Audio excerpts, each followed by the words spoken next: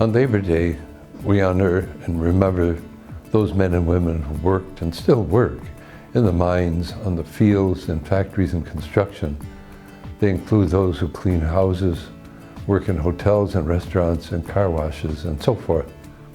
The tragedy of Father Michael J. McGivney, founder of the Knights of Columbus, he and his father and brother all died when they were in their late 30s because only the Irish would work in the foundry section of the brass industry in Waterbury. The fumes seriously affected their lungs and shortened their lives. Thanks to those who struggle, even to the point of death, to form labor unions, these life-threatening conditions have been, for the most part, eliminated due to the government that created agencies like OSHA, Occupational Safety and Health Administration. In this context, Pope Francis stated, "I address a strong appeal from my heart that the dignity and safety of the worker always be protected." 7 years ago, Father Jim Manship, who has worked with immigrants in the New Haven area, especially out of the Church of St. Rose, told me that of several men, undocumented, who lost fingers on machine presses because the factory owners refused to install safeguards. After their injuries, they were warned against applying for workmen's compensation, and if they did, the owners would report them to ICE, Immigration and Customs Enforcement, because they were undocumented. In these cases, we see men who are vulnerable and individuals with power who treated them as though they were machines rather than human beings created in God's image.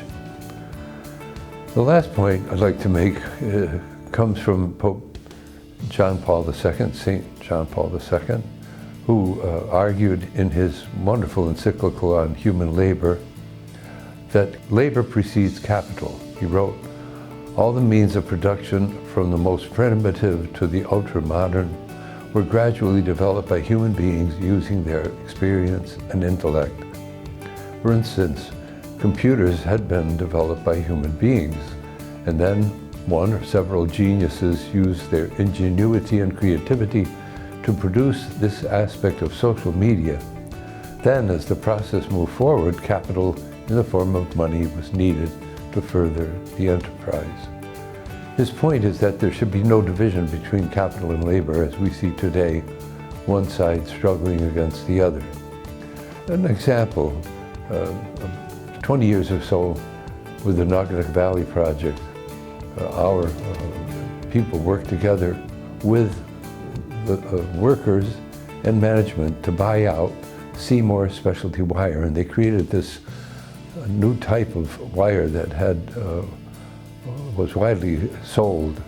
The management got more, something that was agreed to before they all bought out the factory, but each one of them was an owner in the enterprise.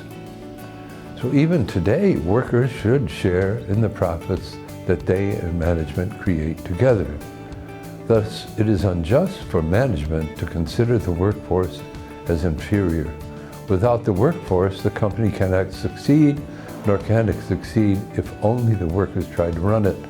Cuba, for instance. It's necessary, therefore, that both sides realize they must work together rather than being at odds with each other. May the Holy Spirit, the spirit of unity and peace, help working people and management to collaborate for the good of the enterprise and for the good of the larger community.